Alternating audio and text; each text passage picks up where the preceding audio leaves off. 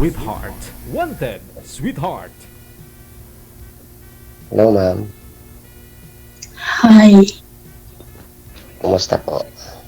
okay lang po. Saan po kayo dito sa Pinas? Na sa Pilipinas po, sa ano po ako, taga Surigao po. Ah, ako'y Camarines Norte ako. Pero ngayon nandito ako sa Maynila. Sa Makati. Okay. Tagal na po kayo dyan? Bago dito sa Kuwait, 2 years. Malapit na ba umuwi? Malapit na po. This year, Sana. December. Sana swertihin.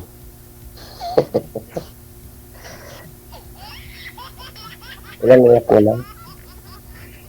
Wala po akong anak. Wala rin dating naging ex. Meron, kaso lang nagkalabuhan na. Wala, hiwalay na kami.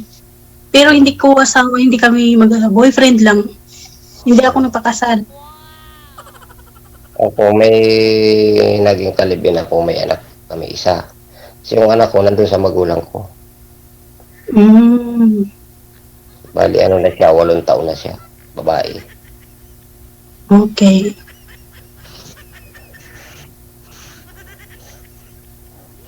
Nung parang nagpalayas din ako dito kay DJ. Kaso, medyo busy. Bali 2 beses siya tayo. Kasi hindi naman ako natuloy. Ako nga busy. Ang oras ko din dito, 1 hour lang yung rest time ko. Maya-maya tatawagan natin. On call kasi ako. On call yung work ko dito. Tinatawagan. Taga saan po kayo sa atin, sir? Ikaw? Sa diet ako, ma'am, sa Bicol. Okay. Nasaan po kayo? Ngayon, nandito ako sa Makati. Maynila. Dito ako Ano nagtatrabaho. pong trabaho niyo? Construction lang, ma'am. Electrician. Okay. Maayos naman na trabaho yan. Medyo okay naman po at nakaka-survive din. Meron po kayong asawa? Ay, wala, ma'am. Naghiwalay kami ng kalibin ko 2015 pa yata. Yung anak ko 7 buwan nung maghiwalay kami.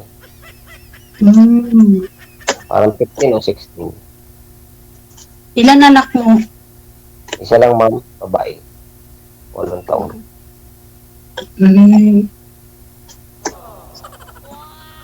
Grade 2 na siya ngayon.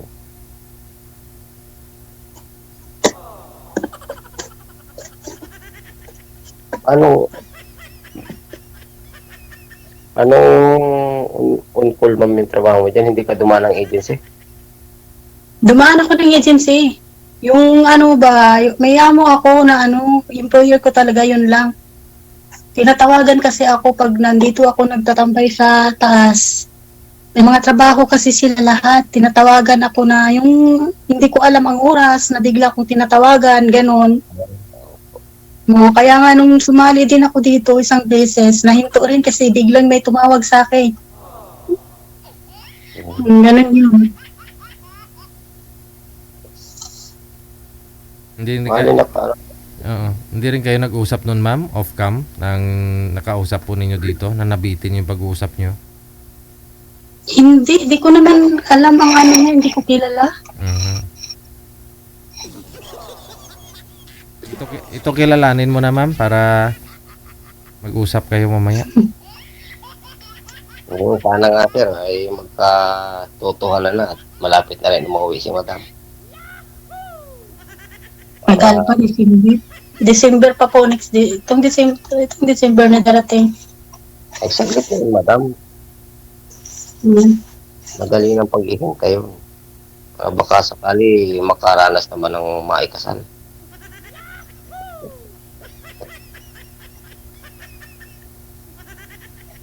Oo nga, kasi ayaw ko na rin ng Ayaw ko na yung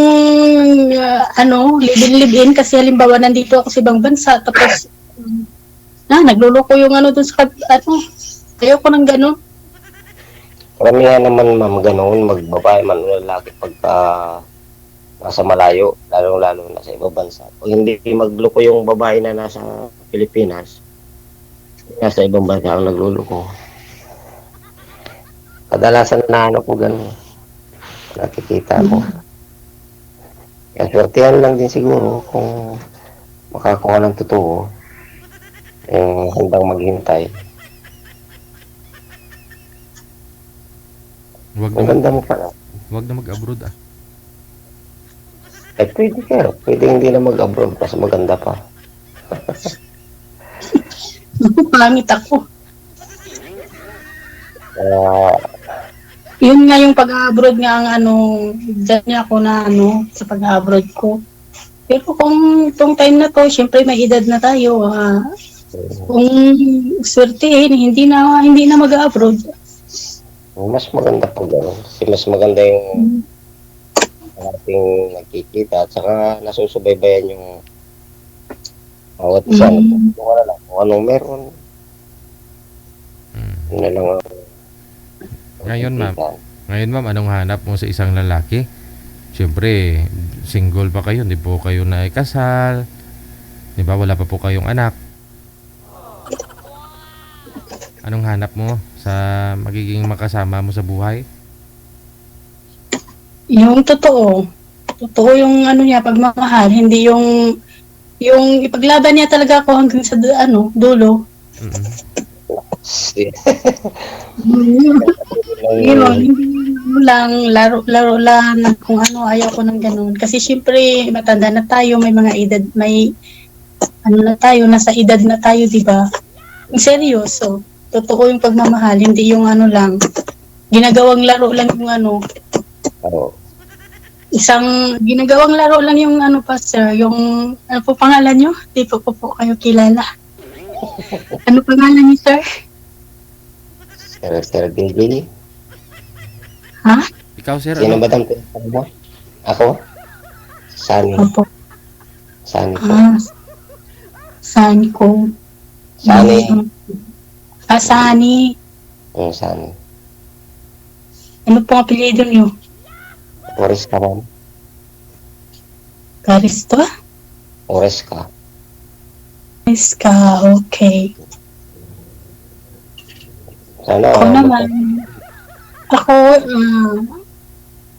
Cheryl Martinez de la Cruz. Wow.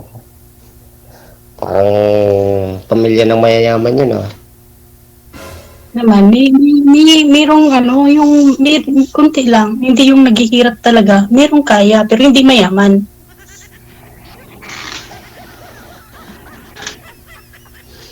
Siyempre, nag-OFW tayo gano'n. Kung mayaman pa tayo, di ba? Hindi na sana tayo nag-abroad. May trabaho lang, gano'n. May pagsisikap lang ma'am. Sikap lang naman eh. Kompleto pa magulang mo ma'am. Mama ko na lang. Namatay na yung tatay ko, kamamatay lang niya ng September. Oo. Di man lang nakita apo niya sa'yo. Hindi. Nakita naman niya yung mga apo niya sa mga kapatid kong iba. Ako lang, hindi. Kasi ako naman yung hindi nag-aasawa. Siguro ma'am, pihikan ka sa lalaki. Oo. Yun lang. Totoo yan. Baka kaunting mapuna mo na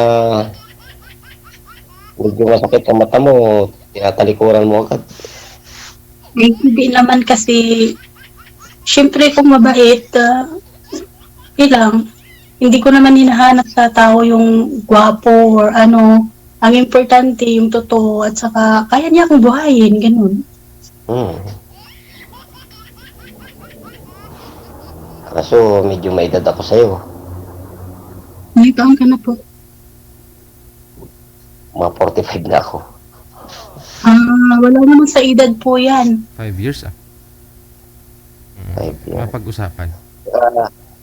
Saka yung mukha ko parang 70 years old na, di ba?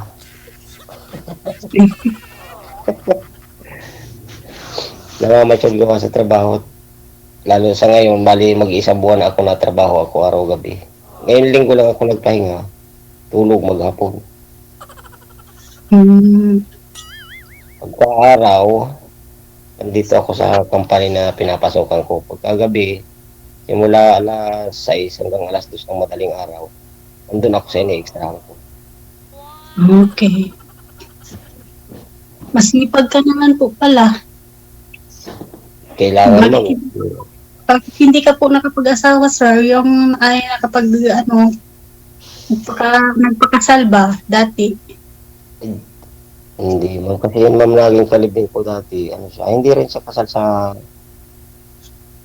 dati niyang asawa. Kaso, nung ako'y nasa ibang kumpanya pa noon, ako'y nadestino sa Subic, Sambales. Yun, pagbalik ko, buntis na. Kaya nasiwalay kami. So, ako sa kanya. Itong buwan pa lang yung anak ko nung kunin ko sa kanya. Ayaw nga nila mamang alagaan. Sabi ako daw mag-alaga. Hindi ko rin naman kaya at walang pagkukunan ng pambiling gatas. Kaya nagdiri-dirit ako ng trabaho. Yung nga, awa ng Diyos. O ngayon, 8 taon na. Pero makulit pa rin. Hmm. Okay lang yun.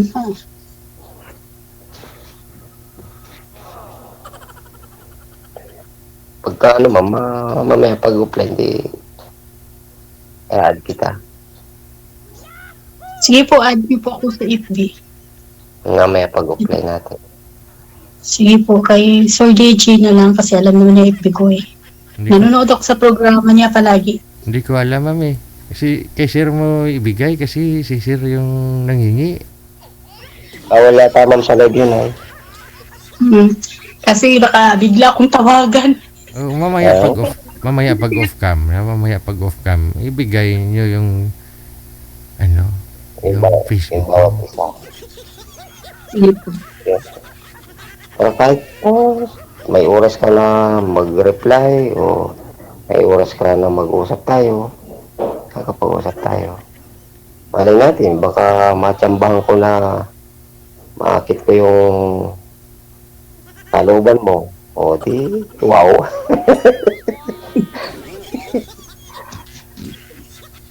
Baka sakali.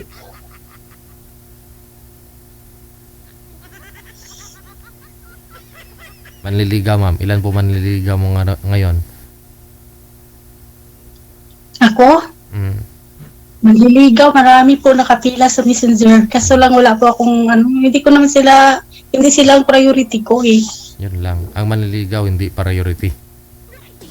O yung kasi hindi ko sila nagustuhan. Yung sa Messenger. Marami. Kung hindi mo nagustuhan, restrict. Ayaw ko ng may mga asawa. Mm.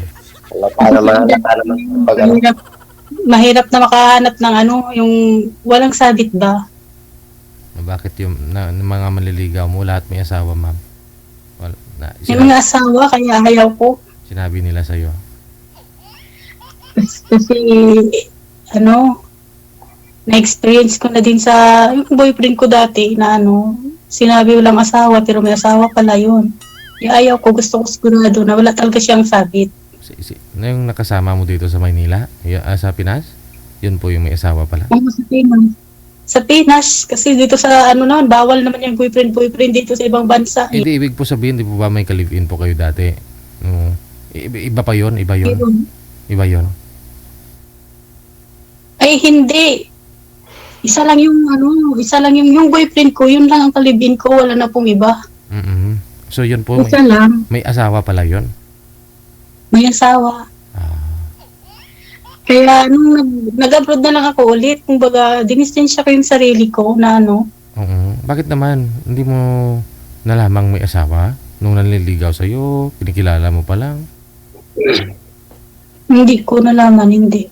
Ay. Magaling.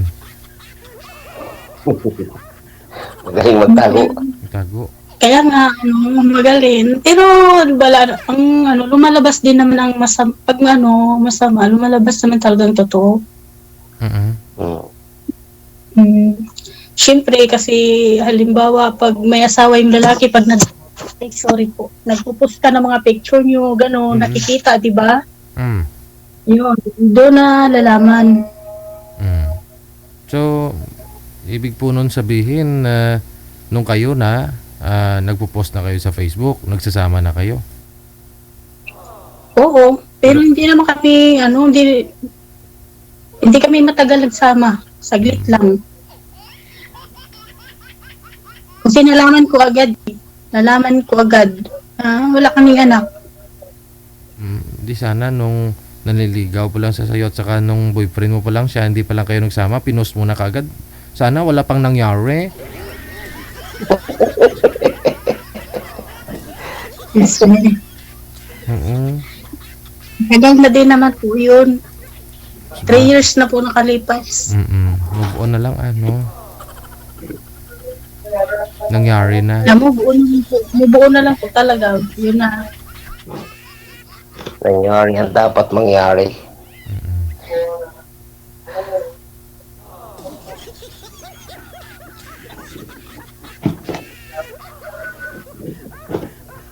Nag-aadsang yata dyan, ha? Oo, sala na dito yung may nagdadasal na.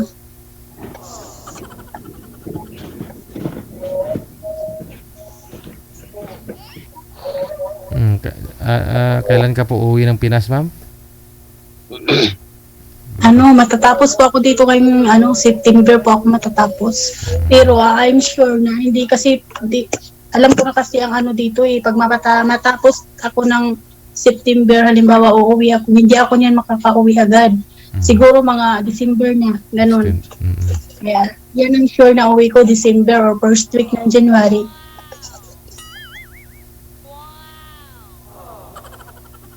Maganda, magkikita kung sakali. Nandiyan naman sa Manila yung pamilya ko. Nasa sa Manila. Fairview sa Caloocan. Kaya ni Sir puntahan. Dito lang sila ko sa Makati kahit di ko kabisado ang Maynila. Basta sabihin sa akin yung babaan saka yung signboard ng sasakyan. May bahay kayo dyan? Nagtatrabaho. Doon siya na sa Makati nagtatrabaho. Okay. Sa airport na lang sunduin ka ni Sir sa airport tapos sabay kayo pupunta ng Fairview. Yun ang mas Meron naman. Pwede rin po, pero meron po akong sasakyan. Sunduin po ako ng kapatid. Ayun. At least libre na si Sir. Hindi namang libre na pamasahe. May sasakyan na.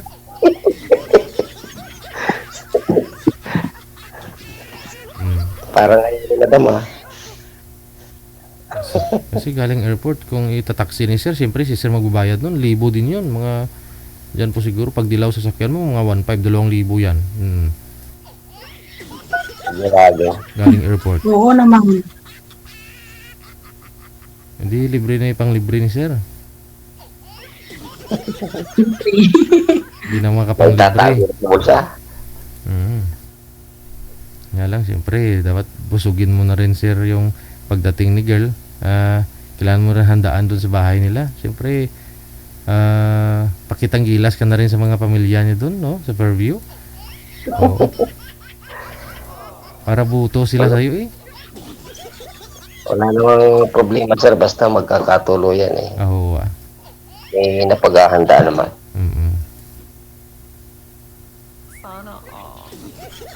Hindi naman kayo kasal pareho, no? Wala, Sir. Ayun, siyempre. Isang babae nangangarap yun na ikakasal. Pero meron din girl na hindi nangangarap makasal kasi takot sila baka iwanan din daw. Magka-komplikado lang yung buhay, ganun. Yung pangalan nila. Ayaw ko na lang hindi ako kasal. Gusto ko ikasal na kasi para hindi na ako maiwanan. Ay, may kasuhan pag nagloko. Marami pa rin kasal dyan, ma'am, na iniiwanan pa rin sila. Kakatapos nga lang honeymoon, nag-iwalay na eh.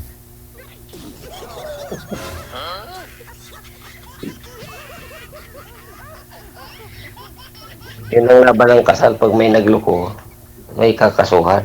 Mm. Pag hindi kasal, pag loko, walang habol. Oo nga.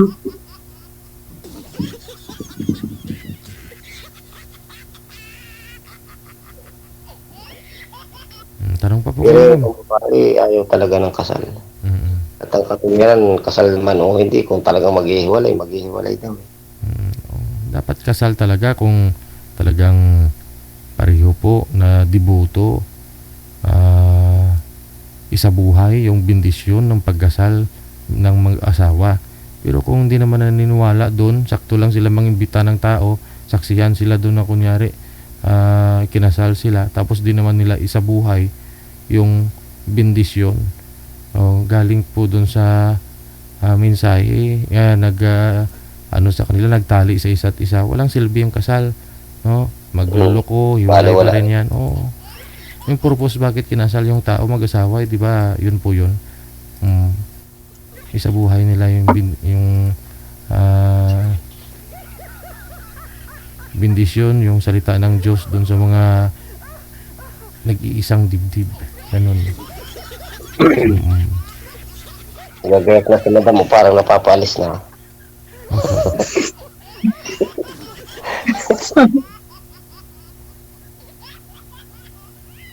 Naka-connect na kami niyan, Sir DJ. Konektado na kami niyan. Sa pagkasal nyo, imbitahin nyo ako ha. Lapit lang naman eh. Oo naman po, basta magkatuloy. Nagkatuluyan, pag nagkakasundo. Tatawag pa kami dalawa sa'yo. Wow. Kung sakali. Pero pag di nagkatuloy yan, ako lang mag-isa ulit ang tatawag. Malamang.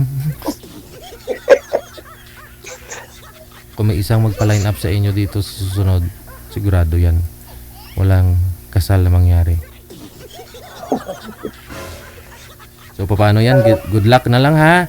Kasi linggo naman po ngayon, ha? Thank you, Ma'am Cheryl. Sir. Thank you. Okay. Thank you din, DJ. Magbigayan na lang kayo ng Facebook account niyo. Thank you. Happy Sunday.